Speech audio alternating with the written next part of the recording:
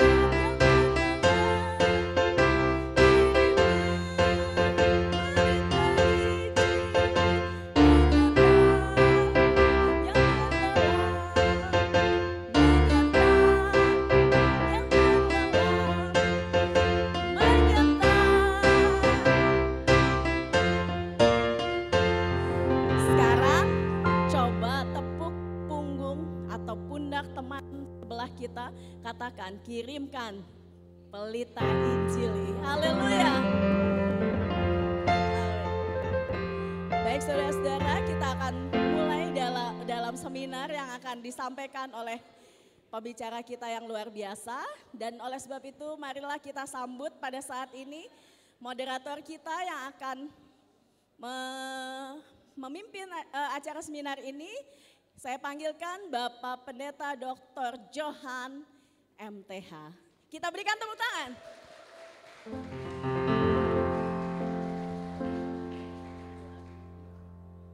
Baik, silakan duduk saudara-saudara. Ya, boleh di depan dipenuhi dulu.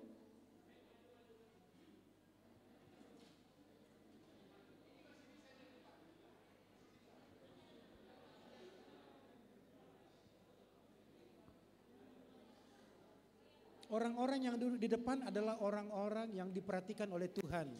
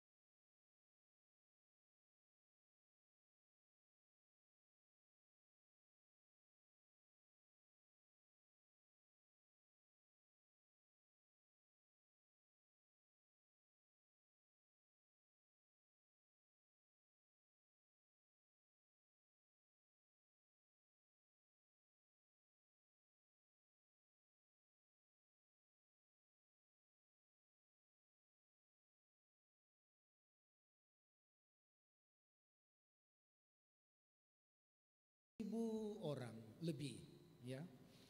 Dan saya persilakan kepada pengacara kita, Bapak Pendeta Dr. Henok Edi MTH. Mari Bapak.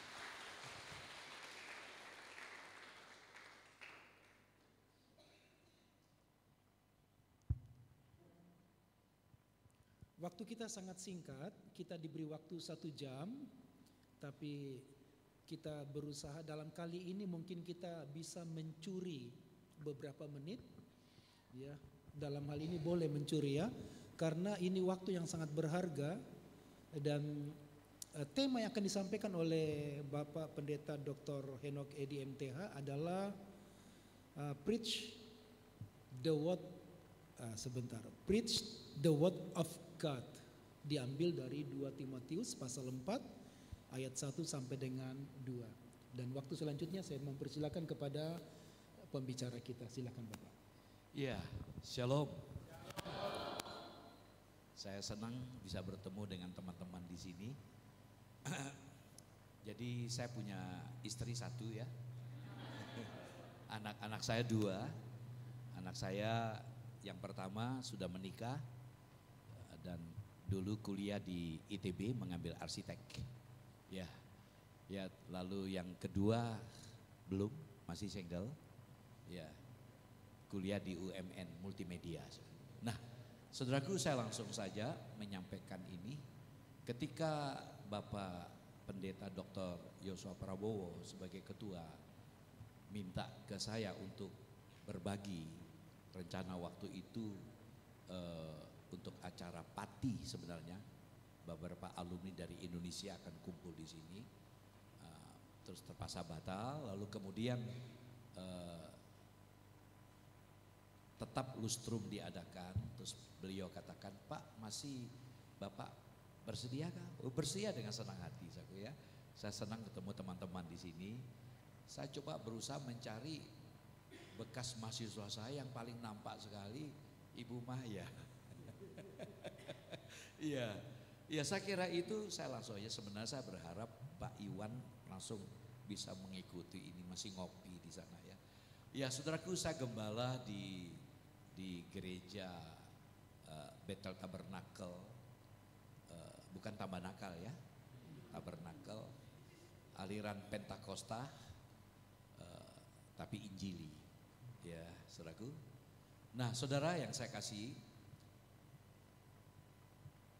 ini tahun yang ke-40, sama dengan usia STI Bali.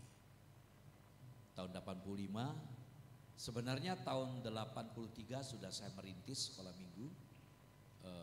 Setelah bertobat, lahir baru Oktober 82, lalu baptis 17 Agustus 1983, lalu bulan Juli 84 sekolah Alkitab. Nah, minta maaf, saya harus matikan HP saya dulu.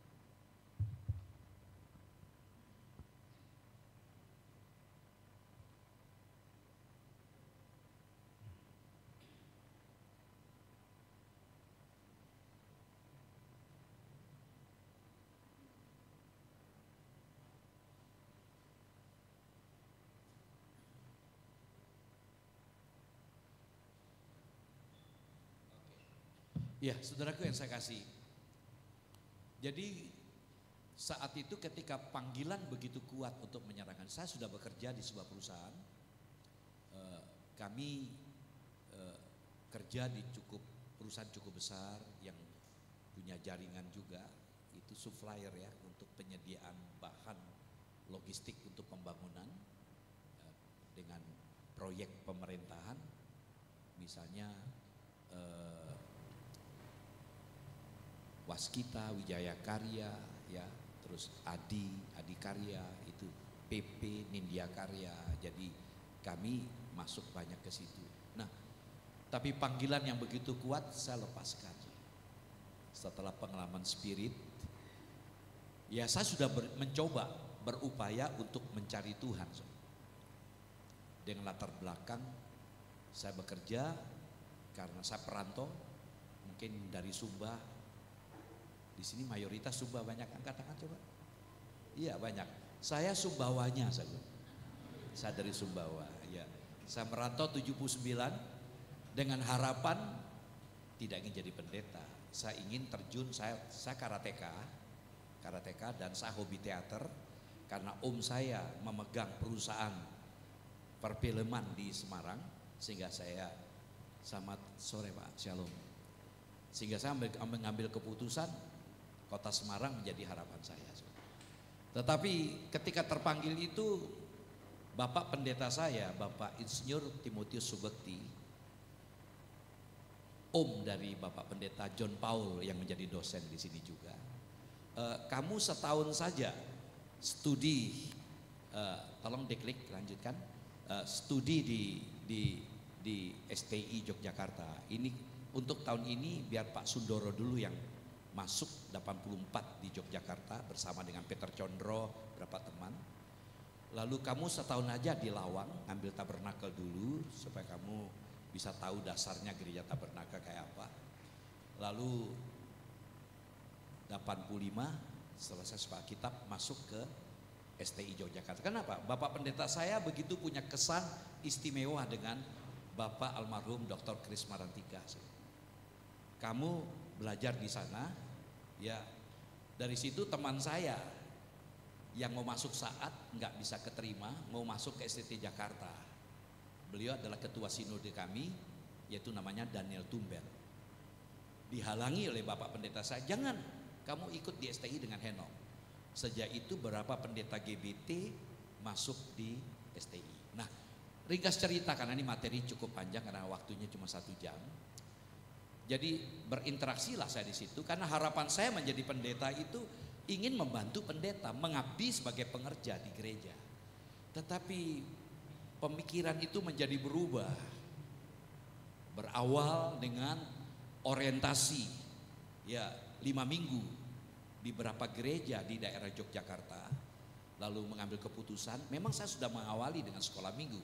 Nah, lalu tahun 85 itu saking semangatnya 4 pos PI saya buka langsung di Ngesrep yang jadi gereja kami, lalu di daerah Sawi, lalu Gunung Pati 2, Desa Ngijo dan Pakit Melan. Tapi 1 semester kuliah saya kena serangan, kena penyakit yang namanya sakit liver, sehingga itu menjadi hambatan. Terima kasih. Menjadi hambatan bagi saya untuk buka pos keempat. Akhirnya saya difokuskan di pelayanan di Ngesrep, yaitu waktu itu masih Semarang Selatan, sekarang Kecamatan Banyumanik. Nah, saudaraku yang saya kasih, jadi Pak Kris ini betul-betul memotivasi. Yuk kalau nggak bisa menginjil, angkat kopermu, ini bukan tempat. Selalu di kapel, membuat kami bergairah. Jumat kami pulang dengan semangat. Ya seperti itu Ustaz. Dan dari pengalaman proses belajar mengajar, karena angkatan kami angkatan yang terbanyak. Saya ketua kelasnya. Nah, satu hari pernah Pak Kris sampai marah, maaf Pak Iwan. Pak Kris marah. Rupanya beliau kelelahan juga, baru dari Amerika. Lalu teman tuh ada surat-suratan. Sini kamu. Suratnya dibaca. Saya ngantuk. Rupanya teman-teman sudah capek buat tugas paper kan. Nah lalu apa? Ringkas cerita, beliau keluar dari kelas. Itu kuliah sore. Ibu Dor datang. Henok dipanggil Bapak. Saya menghadap beliau, maaf Pak Kris. Gak apa-apa, bikin kopi ya. Semua kami dibikin kopi. Itulah hati beliau. Lalu kembali ke Ibu Kris juga memberikan inspirasi yang luar biasa. Sampai sebelum beliau sakit keras, beliau duduk sama-sama acara pati. Banyak hal yang beliau titipkan ke saya untuk sebagai alumni apa yang dilakukan. Bahkan tahun 88 ketika acara di Jakarta, itu waktu itu beliau, kita ada pertemuan secara khusus perintisan di Jakarta, cabang dari GBT, beliau ikut hadir. Disitulah kita banyak terbuka.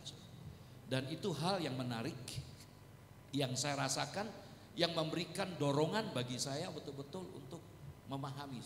Tadinya motivasinya hanya sebagai pengerja di gereja, rupanya nggak taunya bahwa itu sesuatu yang nggak sampai di situ.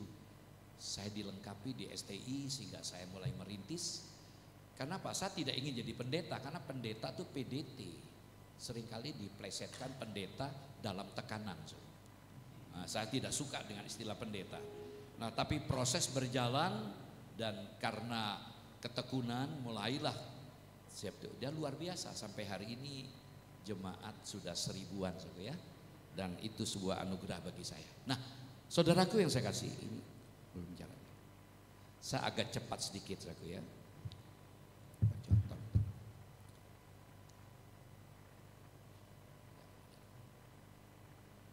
Oke. Ya, saudaraku yang saya kasih.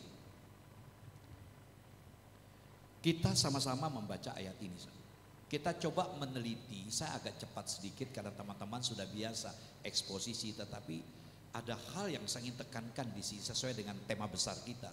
Bagaimana kita bisa menyampaikan kabar baik untuk generasi kita di kemudian hari. Karena ini sebuah tantangan kondisi yang kita hadapi ke depan ini. Sama-sama kita baca dari 2 Timotius pasal 4 ayat 1 sampai 2 dulu. 2, 3. Di hadapan Allah dan Kristus Yesus yang akan menghakimi orang yang hidup dan yang mati, aku berpesan dengan sungguh-sungguh kepadamu demi pernyataannya dan demi kerajaannya, beritakanlah firman, siap sedialah baik atau tidak baik waktunya, nyatakanlah apa yang salah, tegurlah dan nasihatilah dengan pengajaran. Amin. Saudaraku yang saya kasih, saya sambil bergerak aja supaya ya. Mengapa kita harus memberitakan firman?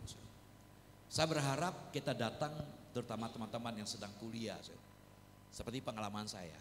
Ya, saya berpikir sederhana, aktif di sebuah gereja sudah cukup bantu pendeta. Rupanya Tuhan mau lebih dari itu.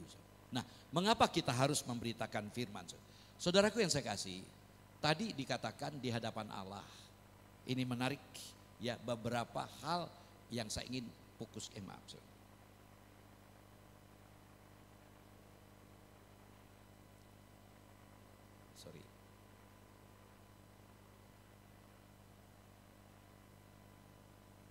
Ya, saudaraku, ada 3 hal yang coba saya bagikan untuk kita pikirkan bersama.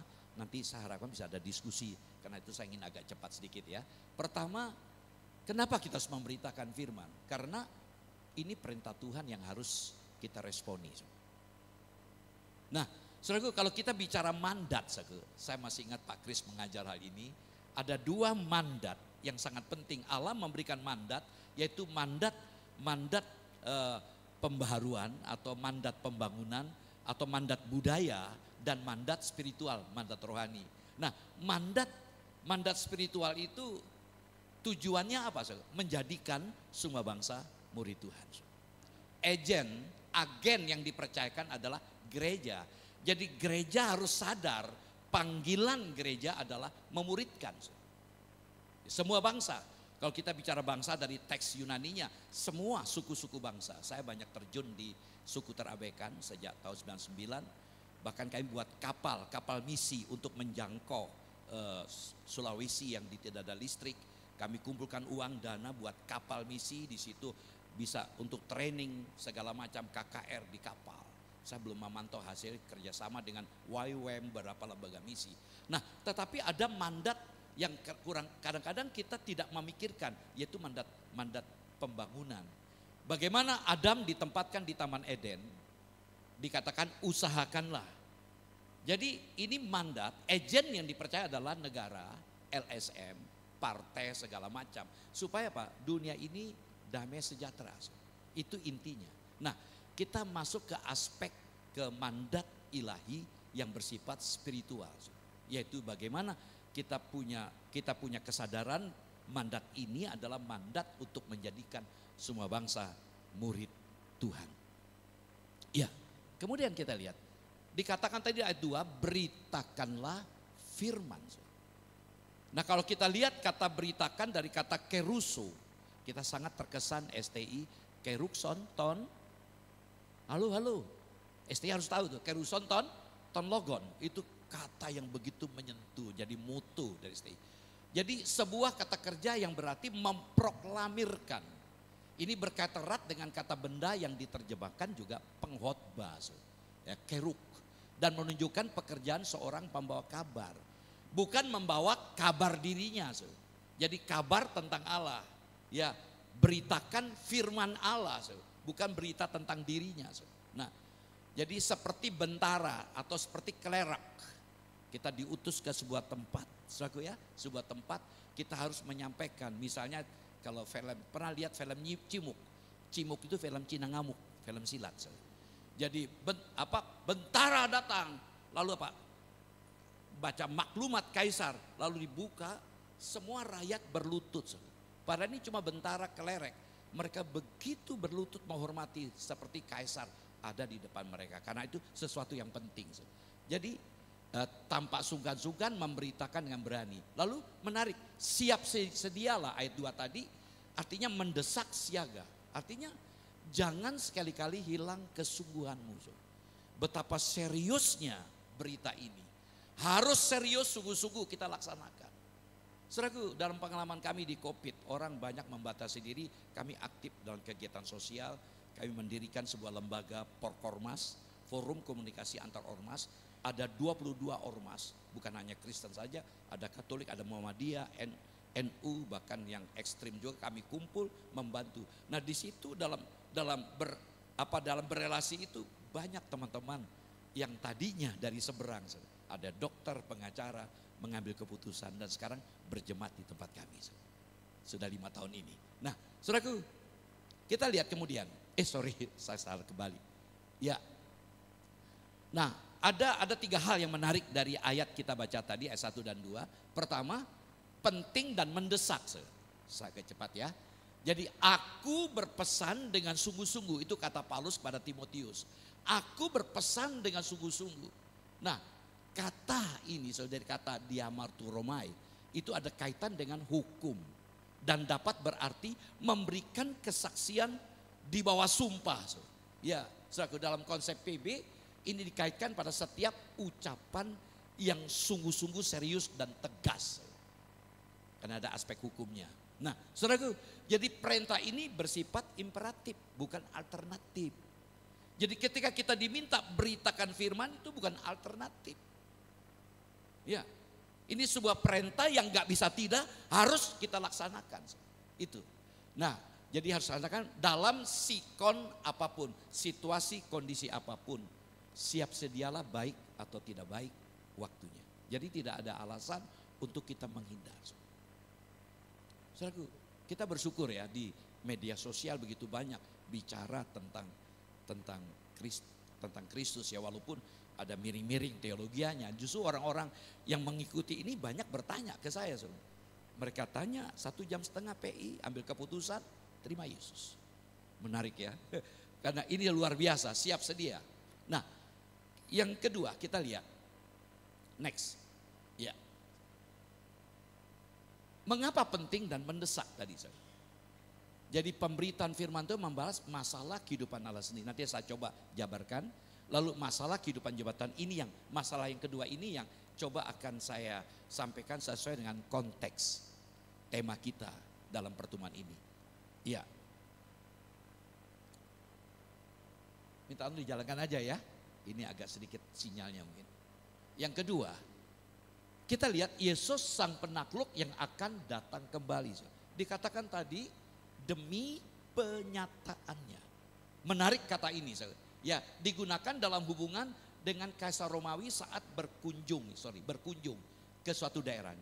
Pejabat biasa ya, saya masih ingat Pak Jokowi ketika berkunjung tanggal 2 Januari 2022 berkunjung ke Semarang, di daerah Pasar Johar kebetulan beliau akan resmikan, yang begitu rusak jalannya, di aspal semua jadi bersih, walaupun kemudian tahun depannya sudah lubang-lubang semua, demi untuk menyambut, jadi ada kesiapannya. Nah, jadi itulah yang Tuhan inginkan. Ya, sudahkah kita siap jika saat Yesus datang menjemput kita? Kita tetap ready dalam menjalankan tugas ini. Next. Nah, saudara, yang ketiga, Yesus sebagai Raja dan Hakim. Dikatakan tadi di hadapan Allah dan Kristus Yesus yang akan menghakimi orang yang hidup yang mati. Artinya betapa pentingnya kita sadar bahwa Yesus itu adalah hakim yang akan menghakimi. Yang hidup dan yang mati. Ya saudaraku, dalam hal ini kita diingatkan betapa pentingnya kita meresponi dengan sungguh-sungguh bertanggung jawab. Artinya apa? Keselamatan mereka adalah tanggung jawab kita. Ketika tahun 1999 dalam konsultasi misi, saya betul menangis. Saya rasa puas sudah merintis jemaat. Saya baru sadar misi kita itu jangan berhenti hanya di gereja lokal. Mengapa Kisah 1 ayat 8? Ya, kamu akan menerima kuasa kalau Roh Kudus turun ke atas kamu. Gereja terjebak, yang dikejar fenomena manifestasi Roh Kudus, tapi untuk apa Roh Kudus itu diabaikan? Tujuannya apa? Beri kuasa. Untuk apa? Kuasa yang bekerja, yang bertindak untuk supaya kita menjadi saksi. Di mana? Yerusalem dan Yudea dan Samaria. Kata dan itu kai, serempak. Kita tidak boleh berhenti di satu tempat. Nah, saudara yang saya kasih, lalu kemudian aku berpesan dengan sungguh kepadamu demi penyataannya, demi kerajaannya. Di sini, kurang T, bertindak mengingat kerajaan Yesus Kristus. Pak Arifin kemarin sudah singgung tentang kerajaan. Jadi sesuatu hal, pemahaman kita terhadap Yesus sebagai raja dan hakim akan next. Aku Super John, saya sangat kagum dengan dia. Berkata seseorang yang menyuarakan hal yang amat penting. Seseorang yang menyuarakan hal yang amat penting menuntut dari pendengar.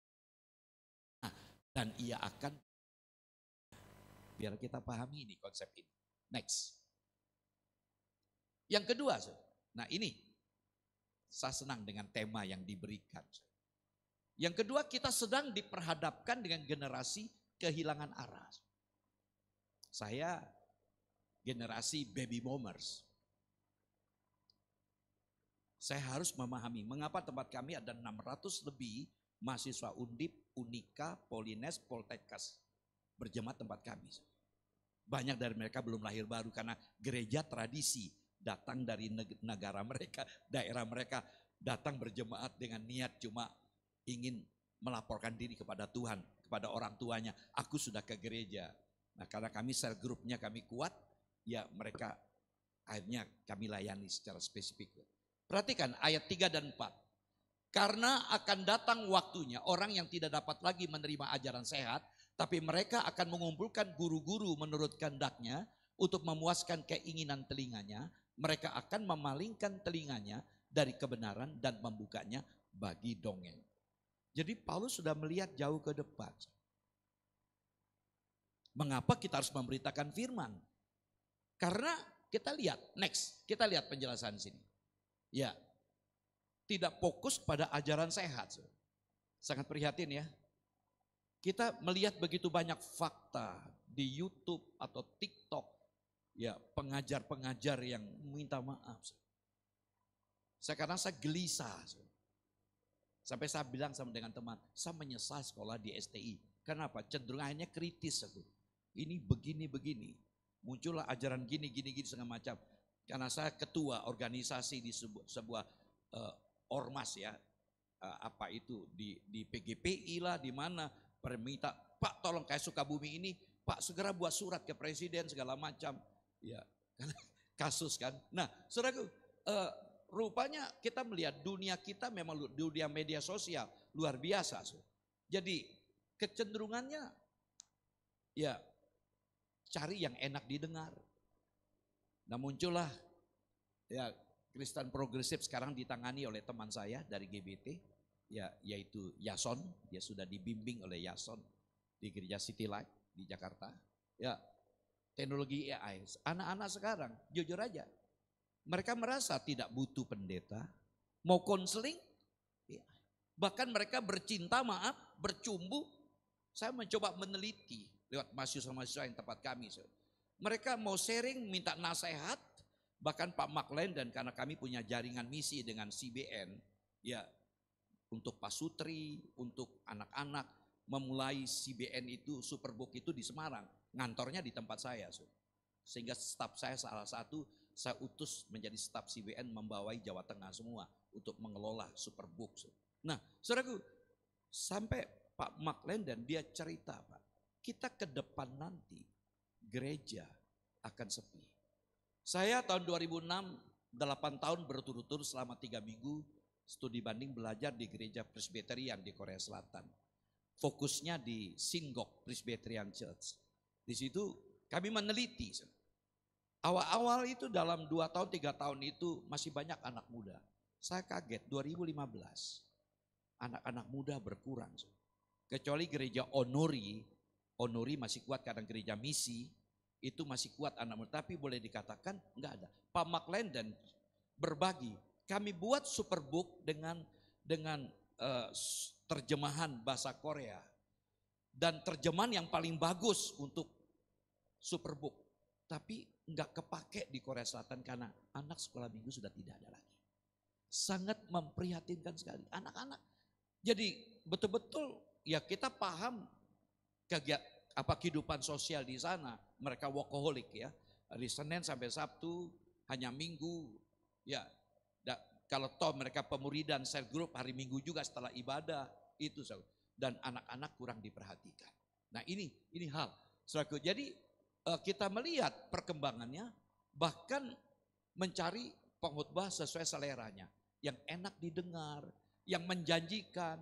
Misalnya bicara maaf ya, teologi kemakmuran, pendeta mulai ngomong, ayo dikerahkan jemaat memberikan persembahan sebanyak mungkin. Ya kan, kalau kau beri banyak Tuhan kembalikan.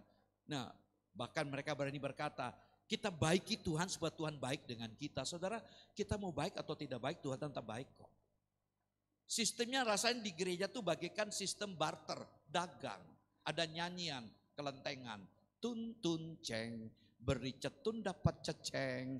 Ban ban tio, beri cemban dapat cetio. Kalau kita mau jujur, yang kita punya ini bukan punya kita. Kita cuma diberikan kepercayaan. Maka teman-teman alumni, pikirkan STT Bali.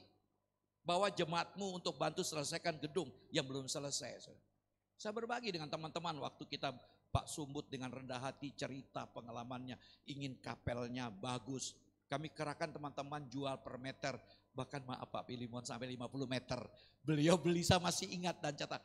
Pak Pilimon saya 50 meter. Akhirnya kapelnya jadi bagus. Yayasan ambil bagian kemudian. Mari teman-teman, kalau kita tahu kita nggak punya apa-apa. Ya semua kita dimiliki Tuhan. Tapi ajaran itu begitu kuat. Terus terang di Semarang, pendeta dari Amerika datang hari ini Tuhan bicara ada 12 orang yang ngasih 100 juta. Betul-betul 12 orang maju berlutut. Nanti Tuhan kembalikan. Setelah itu satu korban yang saya kenal, enggak ke gereja lagi. Kenapa? Omong kosong pendeta. Nah inilah persoalan kita. Kita diperhadapkan dengan kondisi ini. Lalu kemudian mengejar kepuasan diri, yang kejar berkat-berkat. Saudaraku yang saya kasih, jadi ketika kita bicara the next generation, pentingnya menanamkan pondasi kekesenan yang benar, yang alkitabiah, yang akurat. Maka Anda tidak salah ada di STI, amin. Dan saya pun, Pak Stephen Tong tanya saya, Pak Henok kan 3 tahun saya belajar dari beliau dalam pertemuan reform di Jakarta, kami ketemu. Satu saat, Pak Henok gerejanya mana? Saya GBT Pak. Pak Subekti, iya saya anak buah beliau, saya pengerja, saya merintis pelayanan. Kamu kok bisa di sini? Saya produknya STI Pak Kris. Oh Pak, makanya enggak heran. Saya dihormati. Tapi GBT saya enggak akan jadi reform Pak. GBT saya GBT KRI, Karismatik Reform Injili. Iya, saudaraku. Nah, next kita lihat. Jadi inilah kondisi zaman kita. Jadi kita perhadapkan, saya ingin 2 agensi ya. Generasi Z, saku ya. Ini generasi Z. Mereka ada di transisi, mereka masih bisa beradaptasi dengan generasi yang di atasnya, ya kan? Transisi dari era analog ke digital. Kami di awal-awal gereja berapa pendeta marah lihat jemaat, ya, yang nggak bawa Alkitab. Ayo yang kata Alkitab angkat tangan, hanya berapa gelintir. Saya juga ngajar di beberapa perguruan tinggi di Semarang karena saya membina di sebuah universitas misalnya di Stikubang. Mereka nggak bawa buku, sampai saya marah. Kalian tuh jangan main HP. Padahal enggak, mereka nyatat pakai HP. Karena saya terpancang dengan tulisan begitu. Akhirnya saya pun enggak bawa Alkitab, pakai iPad saja. Menghakimi jemaat, bawa Alkitab besok. Nah karena itu lagi transisi ya. Jadi mereka cenderung lebih individualis dan menghargai privasi. Pengalaman perintisan awal dari tahun 85 sampai tahun 90-an. Anak-anak muda kalau ketemu hormat. Sekarang enggak. Saya duduk, mereka atau saya lewat, sibuk dengan HP-nya. Masa bodoh dengan lingkungan. Mereka terbiasa dengan informasi yang berlimpah dan mampu berpikir kritis sehingga cenderung kreatif dan inovatif. Maka mereka-mereka ini dalam era istilahnya akibat COVID ini, justru mereka banyak yang eksis, termasuk anak saya. Kuliah baru belum selesai, sudah kerja, sebulan bisa 40 juta kerja, sebulan. Anak saya, lulusan multimedia, UMN, kerja. Saudaraku yang saya kasih, Gen Z lebih terbuka terhadap berbagai perspektif dan ide baru. Nah kan kita sekarang, generasi Alpha, next.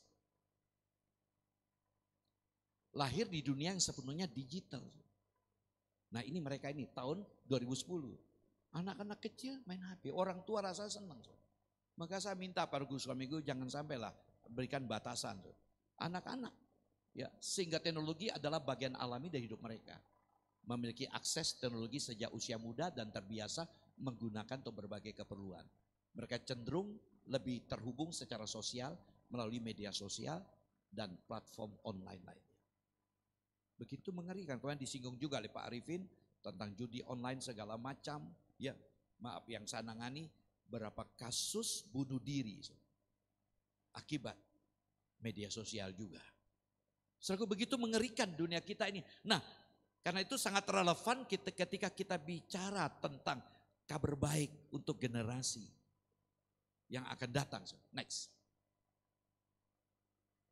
Dalam 1 Yohanes 2 ayat 15-16 tidak saya bacakan, ada 3 hal yang disoroti oleh Rasul Yohanes, yaitu menyangkut kecintaan terhadap dunia yang tidak dikehendaki Tuhan. Ya, saudaraku, yang pertama keinginan daging, hawa nafsu. Internet menyediakan hampir semua hal. Saudaraku, saya aktif di media sosial, saya gunakan Instagram, Twitter, X, juga Facebook saya 2, Instagram juga 2, gereja belum punya. Kami karena gereja kami sangat menekankan media sosial, karena itu gereja GBT enggak populer lagi, EOCC, ya Alpha Omega Community Church, karena komunitas kami kita bangun lebih kuat. Ya.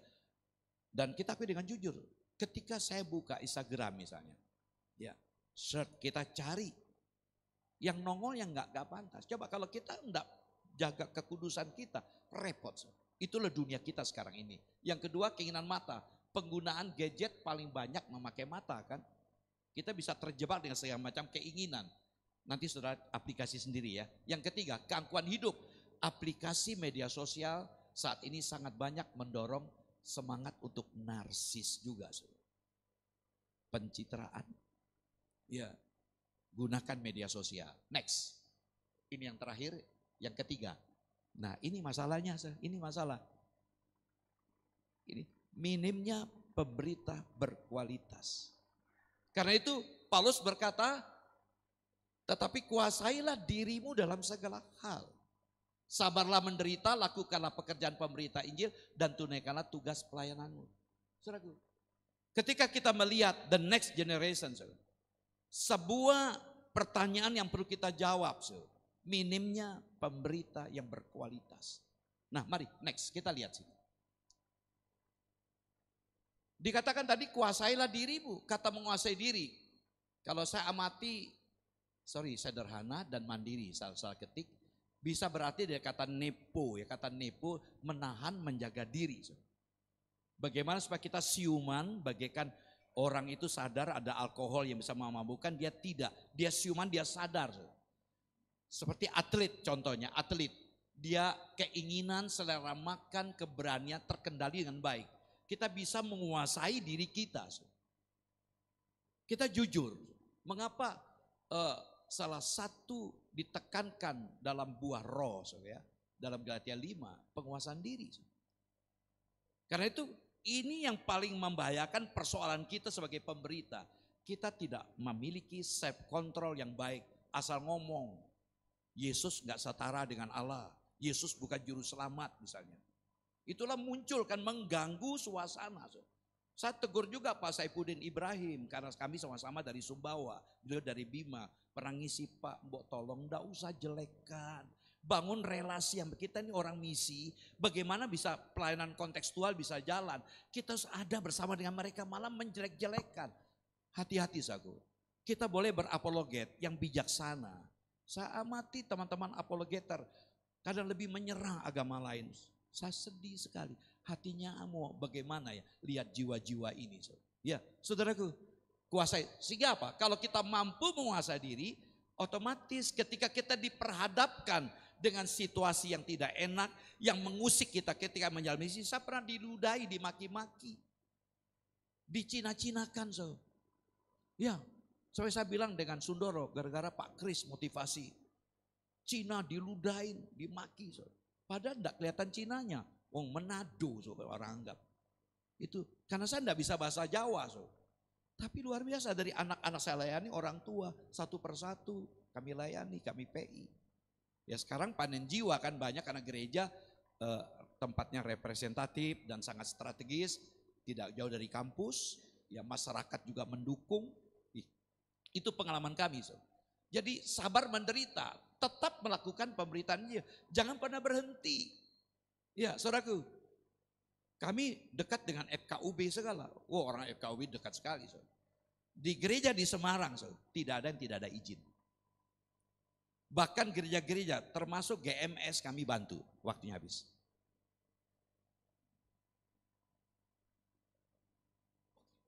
Makasih, thank you. Ya, jadi kita melihat, jadi sabar menderita, tunaikan tugas. Kita bicara tunai itu selesaikan. Next. Nah ini filosofi STI kan. Apa saudaraku? 3S sarjana, suci, setia. Camkan itu ya. Next. Oke, saya tidak teruskan ini.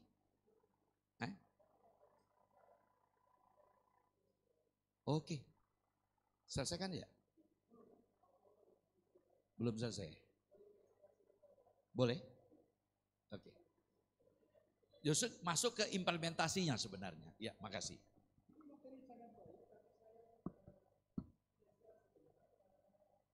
Bapak Ketua Yayasan, Bapak Penasihat Yayasan akan meninggalkan kita. Jadi Bapak Iwan akan dipersilakan memberikan kata sambutan karena Bapak harus berangkat segera ke bandara. Iya. Iya, jadi kami istirahat dulu. Jadi kami ingin mendengarkan nasihat Bapak karena banyak nih generasi muda yang belum mengenal Bapak. Jadi boleh Bapak memperkenalkan diri, siapa sih Bapak ini ya?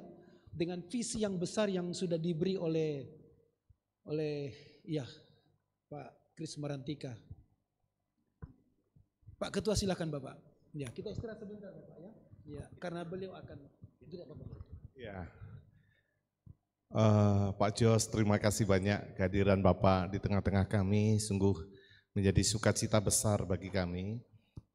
Saudara-saudara, khususnya mahasiswa, Bapak Jos Iwan Marantika adalah anak dari Dr. Kris Marantika yang merupakan penggagas pendiri dari visi Indonesia 111. Saya masih ingat, hanya mau memberi pendahuluan saja Bapak. Waktu Pak Kris cerita pengalaman ke Bali, beliau mendapat berkat untuk liburan di Bali bersama dengan ibu. Pasti Bapak tahu ceritanya. Dan pada waktu dia menginap di hotel, ibu sakit, lalu kemudian mencari dokter. Ada sebuah lampu menyala di sebuah rumah. Ya, ketika diketok nggak ada yang jawab, ternyata setre. Setre itu kuburan. Ternyata kuburan, dan beliau kemudian pulang di kamar hotel. Beliau berkomitmen tidak akan ke Bali lagi kecuali untuk melakukan visi Indonesia 111. Dan STTI Bali lah wujud dari komitmen beliau. Jadi kami sangat senang di ulang tahun ke-40, celebration 40 tahun ini Bapak berkenan hadir. Mohon Bapak bisa memberikan sambutan bagi kami. Kita sambut dengan tepuk tangan kehadiran Pak Jos.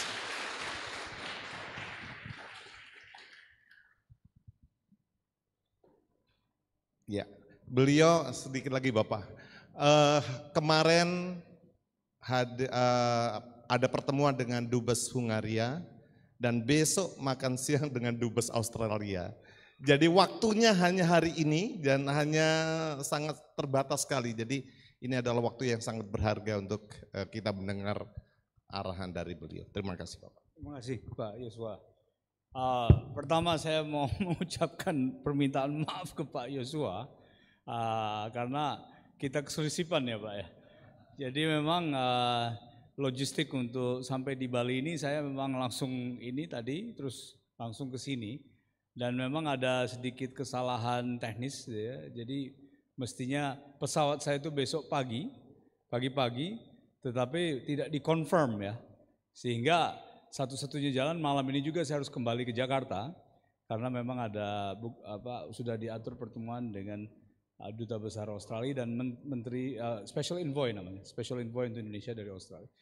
Jadi untuk Indonesia ini banyak sekali yang terkait dengan urusan Australia itu kami yang turut menyusun agenda bilateralnya untuk pemerintah. Jadi ada beberapa hal yang memang harus kami lakukan dan itu memang sehingga menuntut saya untuk nanti kembali langsung ke bandara. Tapi saya sudah janji ke Pak Yosua dan ke Pak Filemon dan ke Pak Sumbut ya bahwa saya harus hadir di sini bagaimanapun caranya saya sampai di sini. Ya.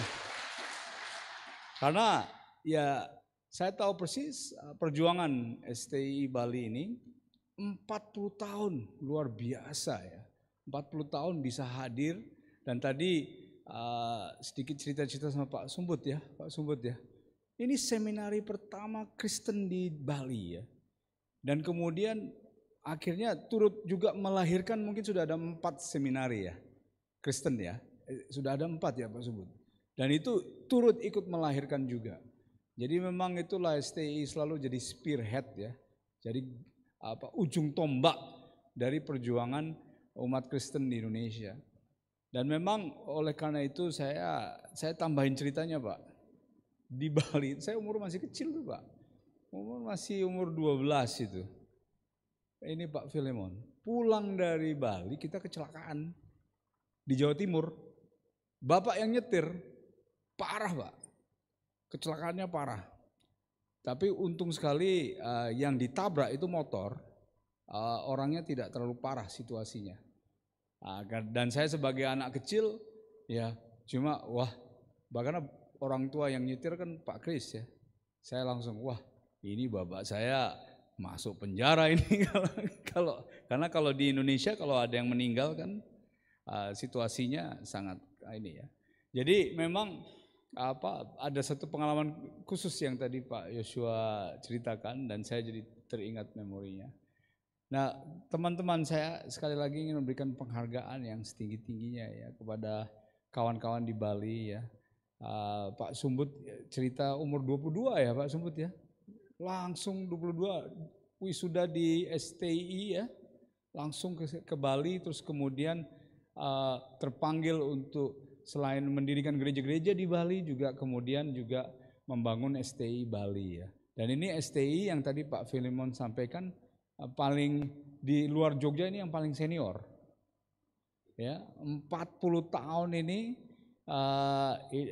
setelah STI Jogja ya STI Bali ini.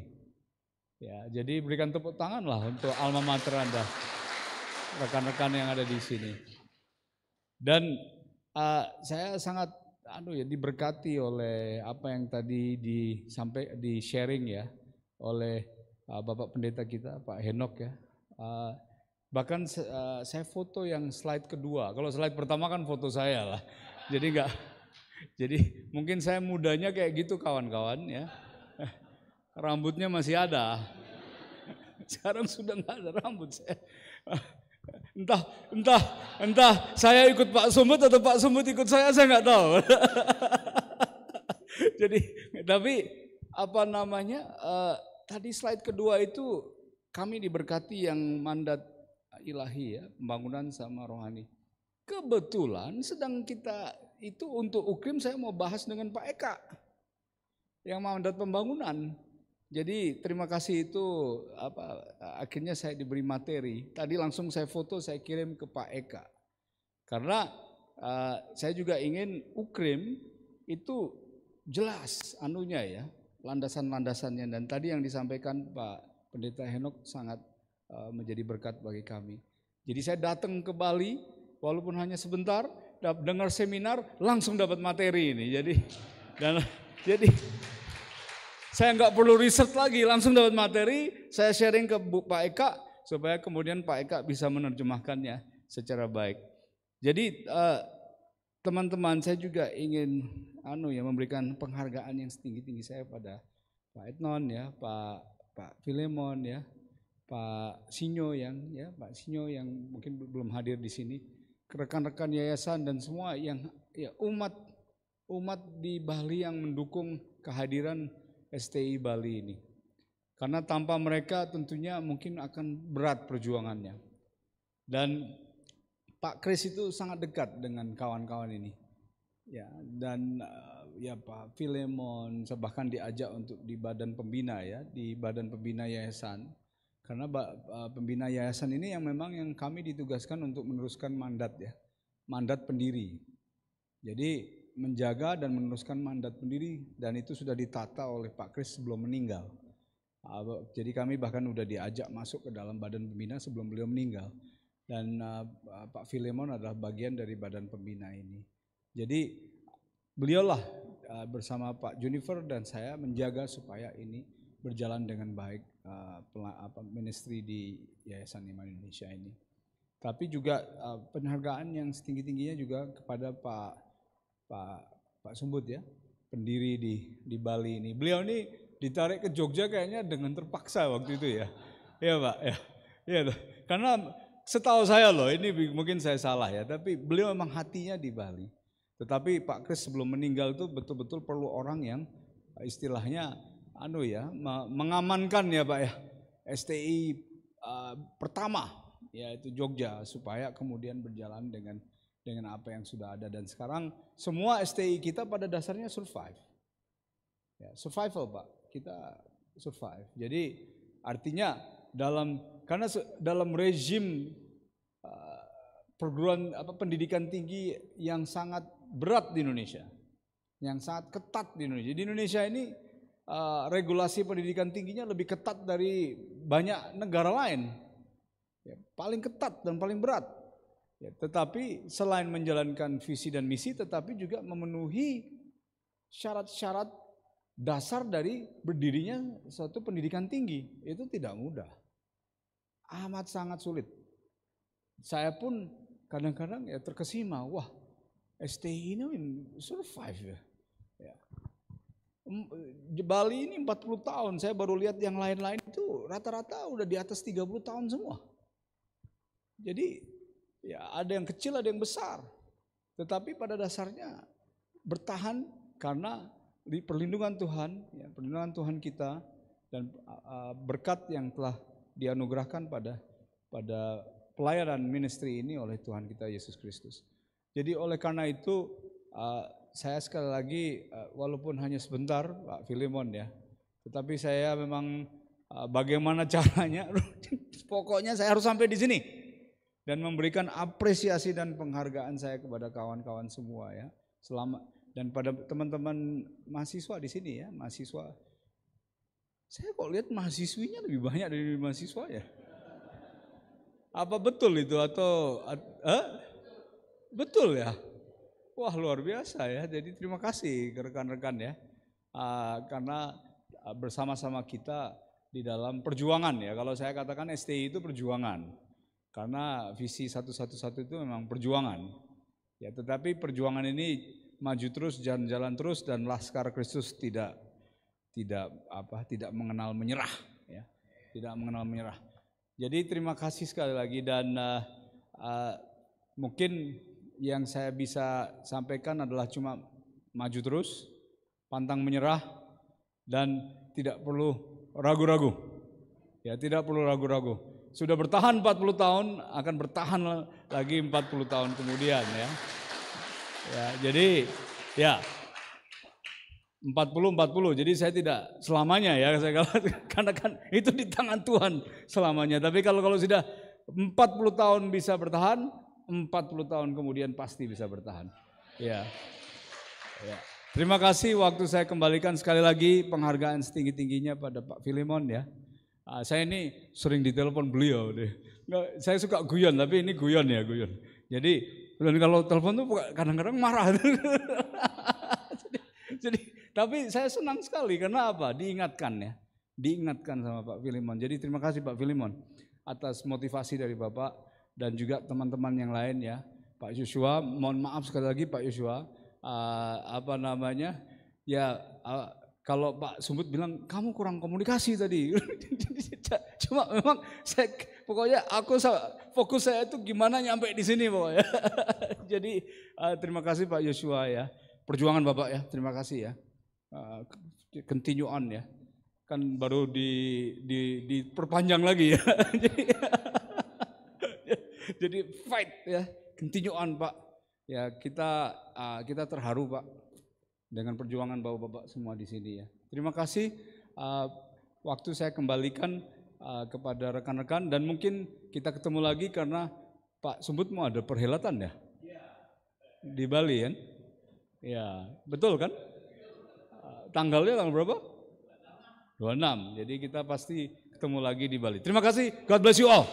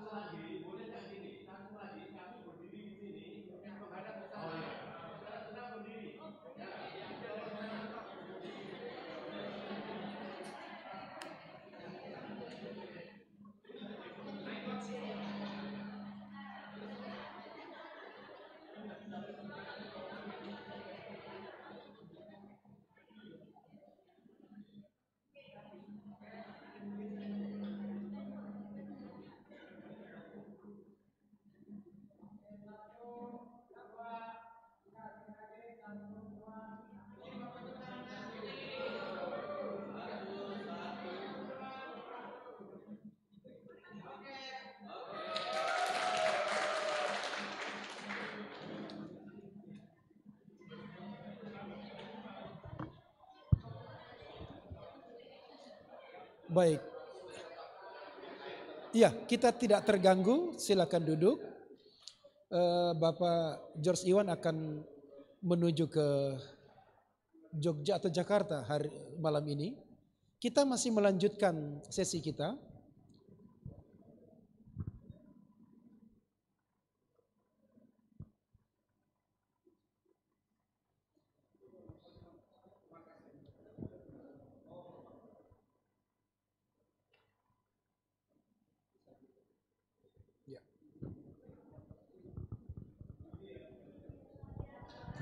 Baik, silakan Bapak.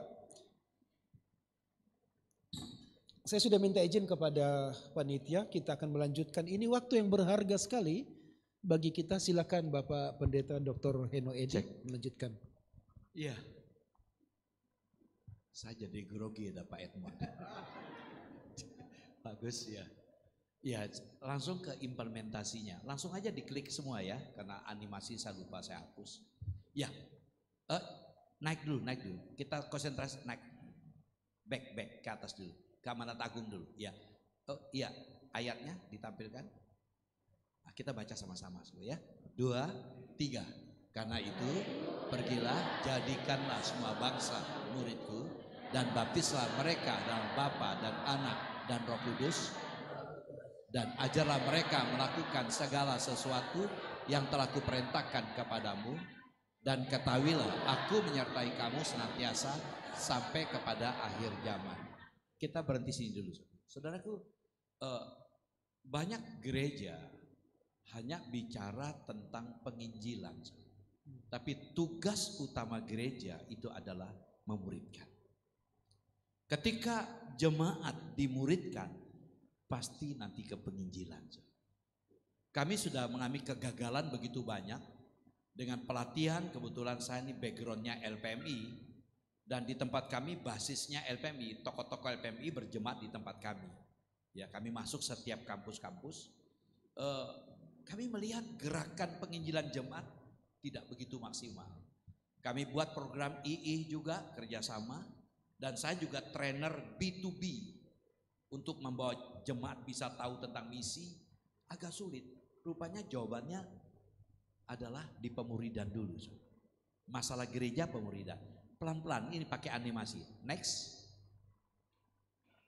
Ya. Apa perintahnya? Next. Kita baca sama-sama. Perintahnya apa? Jadikan. Itulah tujuan gereja, tugas gereja. Yang kedua, apa prinsipnya? Next, prinsipnya apa? Sama-sama kita baca prinsipnya. Murid, pergi, jadikan murid. Yang ketiga, pola. Apa polanya? Next. Apa polanya? 2, 3. Inilah persoalan gereja. Ya, saya belajar dari Abba Love, belajar dari Rick Warren. Saya rela bayar harga untuk training. 8 tahun training di Korea Selatan, 2 minggu di Korea, 1 minggu saya misi di China, khotbah di Hong Kong, langsung juga ke dunia perjudian di daerah China, ya, lalu ke Shenzhen, keliling untuk misi. Nah, saudaraku, saya amati persoalan kita di sini, di masalah pemuridan. Kenapa, gereja dari Abalop, dari Pak Bambang Wijaya juga, GKPB, kami belajar. Gereja cuma, kita paham gereja itu bagaikan 2 sayap. Pertemuan korporat hari Minggu, lalu sel group itu bagaikan sayap burung. Tetapi saya amati gereja gagal dalam menjalankan misi penginjilan, hanya orang itu saja. Kalau ditanya kenapa kamu tidak berubah, jawabannya sederhana. Ya, ngapain berubah? Sebagaimana Yesus tidak pernah berubah, kami pun tidak pernah berubah. Itu anekdot yang muncul. Saya sangat prihatin karena jiwa saya adalah hati kepada jiwa-jiwa. Maka semalam waktu nyanyi, saya nangis di tempat ini kemarin. Bagaimana kita mengasihi jiwa-jiwa yang terhilang. Ya, jadi perhatikan multiplikasi pribadi. Mengapa di gereja Onori di Korea Selatan itu 7 kali ibadah? Waktu tahun 2015 mereka membiayai misionari 1.800 misionari sampai ke Arab kemana. Saya di training 3 minggu di tempat trainingnya Onori. Gereja Onori gereja percontohan yang luar biasa. Mereka tidak butuh pria sejati. Dalam gereja sudah ada lembaga pria sejati. Mereka tidak butuh wanita bijak. Di gereja sudah ada yang narapidana, yang ibu hamil, yang bayi. Semua kebutuhan jemaat terjawab. Termasuk kalau saya pergi ke Onori, pasti saya bawa karung, bawa pulang. Apa saya? Jas. Jas cuma harganya 1.000 won. 1.000 won aja. Hanya 10.000 rupiah, jas-jas bagus. Misionari titipkan jas dijual. Saya bawa ke Indonesia, bagi-bagikan ke pendeta. Sampai begitu. Nah, saudaraku, jadi saya lihat mereka istilahnya mereka one on one. Jadi mereka agak beda sedikit. Jadi habis ibadah, materi khotbah langsung mereka diskusikan, sharing. Sehingga muncullah multiplikasi pribadi. Ada yang sakit, mereka tumpangnya tangan, tidak cari pendeta, mereka layani langsung. Nah, so, next, ya. Nah, ini kita lihat, kita koreksi gereja kita karena kita ada pendeta di sini. Kita koreksi gereja kita, gereja. Terus next aja, tempat ibadah, terus aja jalan. Tempat pelayanan, tempat persekutuan, program, fasilitas, KKR, pendidikan, khotbah, pengajaran, Kristen, ya orang percaya, dunia. Ya terus itu saja berkutat. Tapi ini yang saya ingin sampaikan, gambaran yang kedua ini. Terus ya, nah ini, ya ini gereja saat ini ya. Nah ini yang amanat Allah. Gereja yang jalankan amanat aku seperti ini. Gereja sama juga tempat ibadah, tempat pelayanan, tempat persekutuan, program, fasilitas semua ada, khotbah, pengajaran. Tapi ini gereja memuridkan, murid pergi apa saudaraku? Jadikan murid, lalu apa? Ada janji, terus. Next, multiplikasi pribadi, ada janji, aku menyertai engkau senantiasa. Ini boleh dipoto ini yang dibutuhkan gereja sekarang ini. Gereja cuma terjebak, maaf ya, kayak saya waktu kuliah Yogyakarta kalau malam hari itu ada serangga. Serangga masuk di kelas ya. Lalu itu bisa mengganggu telinga kalau masuk ya. Lalu ketika saya pukul pakai kertas, dia terlempar, lalu dia bergerak. Kakinya bergerak, lama mati. Itulah gereja. Gereja dinamikanya tidak ada. Gereja kegiatannya banyak, programnya banyak, tapi hanya berkutat. Akhirnya gereja menjadi mati, kumpulan. Bahkan gereja bagaikan perusahaan. Ada gereja main serobot, gereja main sedot. Hanya perpindahan, gereja penginjilan tidak ada, hanya membengkak. Inilah keprihatinan saya. Mengapa saya, maaf ya, saya tadinya tidak kepingin jadi dosen. Saya orang praktisi, saya ingin mengubah paradigma mahasiswa untuk menjadi misionari yang diutus dimanapun. Siap menjalankan tugas amanat aku. Next, 3 sedikit lagi. Ya. Ini David Livingstone, dia orang yang tidak kaya, tidak mampu sampai dia sekolah kedokteran sambil bekerja. Bayangkan yang dia butuhkan uang. Ya, tetapi panggilan yang begitu kuat, dia punya hati melayani di Afrika.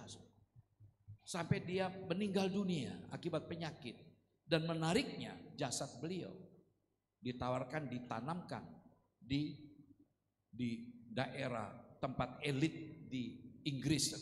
Tapi dia bilang apa? Tubuhku boleh disemayamkan di namanya apa, gereja apa yang terkenal para raja-raja di situ juga. Tapi hatiku, jantungku dikuburkan di Afrika. Dan dia berkata seperti ini, Allah memiliki seorang putra dan bahkan ia menjadikan putra satu-satunya yaitu Yesus menjadi seorang misionari. Kalau Bapak rela mengutus anaknya, masa kita yang sedang mengalami tebusannya tidak ambil bagian? Biarlah kita berkata ketika sebagaimana Yesaya dipanggil Tuhan, siapa yang akan kuutus untuk aku? Yesaya berjawab, ini aku Tuhan, utus aku. Tapi saya khawatir saudara katakan, siapa yang kuutus untuk aku? Ini aku, utuslah Pak Edmond saja deh, yang dari Bali. Saudaraku, next.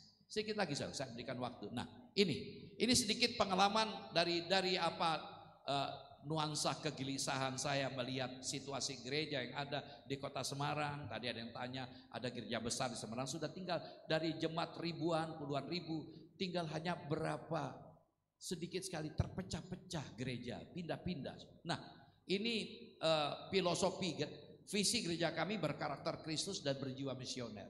Jadi setiap yang berjemaat tempat kami arahkan hatinya ke misi. Dan otomatis karakter dibutuhkan. Saya terjun di leadership, saya di training oleh John Maxwell, ya 3 tahun 2003 sampai 2006 saya belajar dari timnya beliau juga.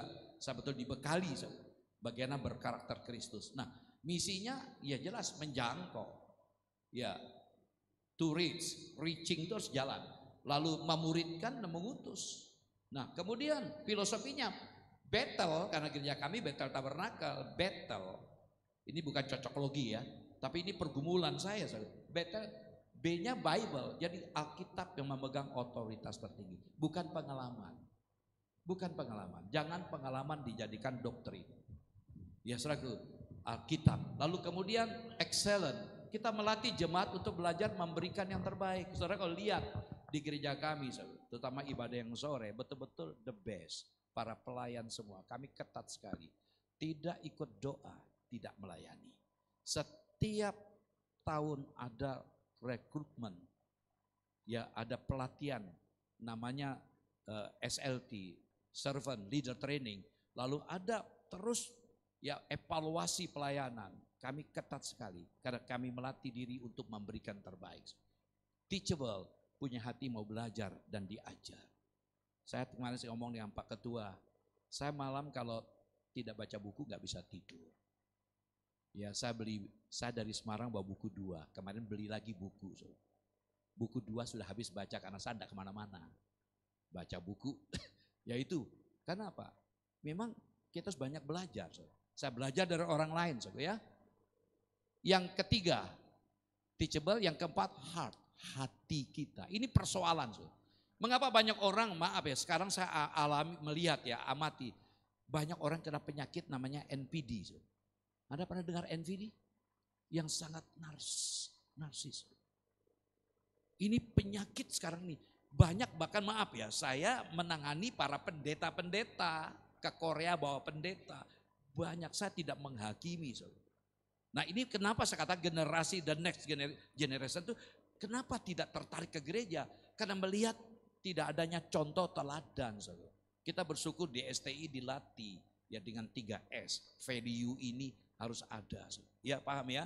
Ya ini persoalan saya. Jadi hati. Karena itu saya katakan apa?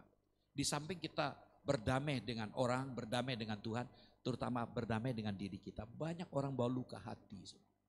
Fair aja kalau saya bicara tentang gambar diri, karena saya dilatih di Abalov, gambar diri, ya luka hati, hati Bapak, mayoritas semua ambil keputusan berdiri.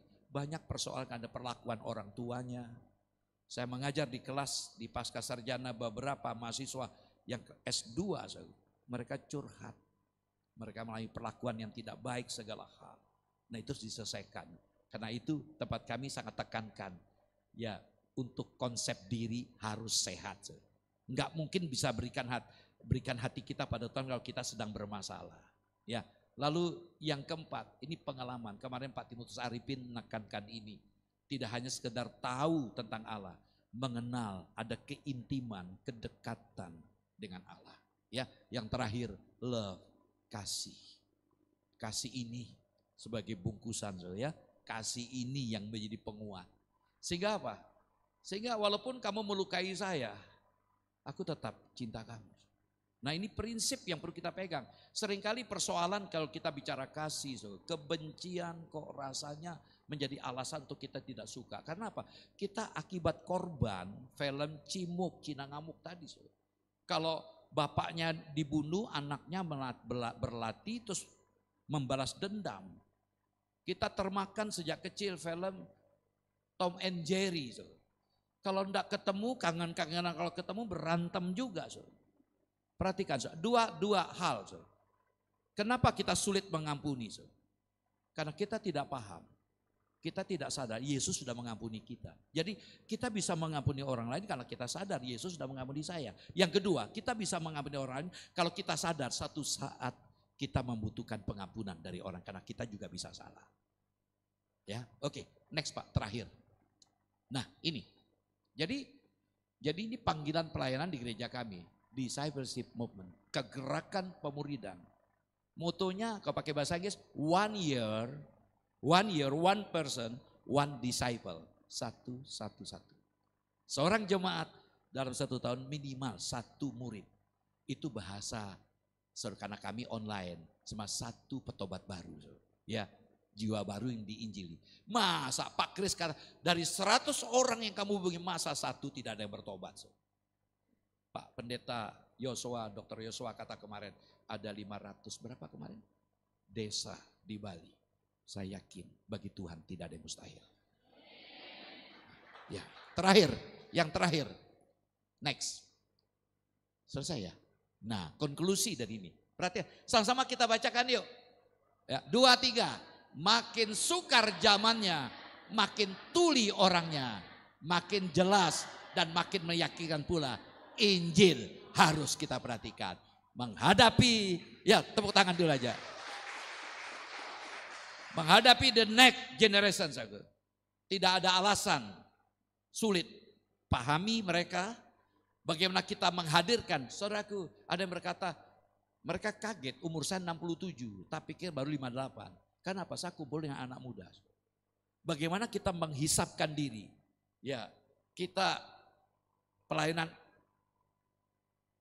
menghadirkan diri kita. Saya begitu yakin. Kalau kita jaga jarak nggak mungkin menjangkau. Soal itu saudaraku, jangan takut. Mengapa di ruangan tunggu, di bandara, ya di kereta api, itu kesempatan saya PI. Mari kita belajar ya. Tuhan Yesus memberkati.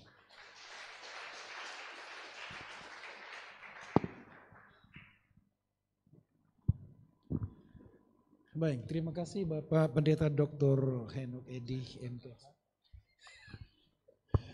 Sangat memberkati kita. Sayang waktunya singkat ya. Kalau boleh lanjut lagi besok.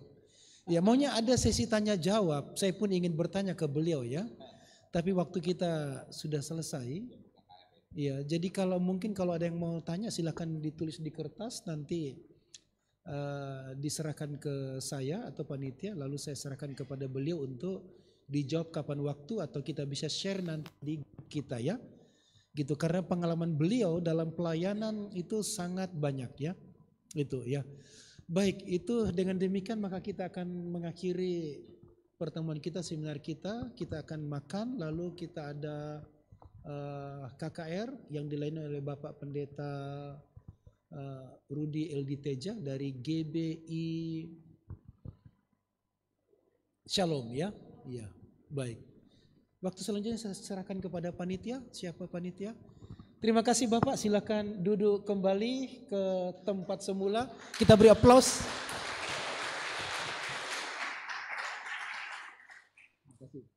Silakan Bapak. Ada pengumuman, silakan.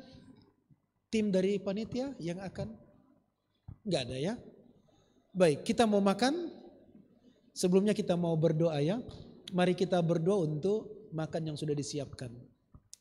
Bapak yang baik, terima kasih untuk makanan minuman yang sudah disiapkan oleh panitia. Kami mohon berkatilah, kuduskanlah makanan minuman ini sehingga memberkati tubuh kami, menyehatkan tubuh kami. Terima kasih untuk hamba-Mu Bapak Pendeta Henok yang sudah menyampaikan firman-Mu. Tuhan memberkati, Tuhan menolong keluarga, istri, anak-anak, pelayanan, tim pelayanan. Kami memberkati juga kesehatan, berkat bagi bangsa-bangsa. Terima kasih Bapak. Terima kasih, terpuji nama-Mu. Kami bersyukur, kami sambut berkat-Mu Bapak yang baik, dalam nama Tuhan Yesus. Baik, silakan makan. Setelah itu kita akan masuk dalam waktu KKR di jam 8. Terima kasih.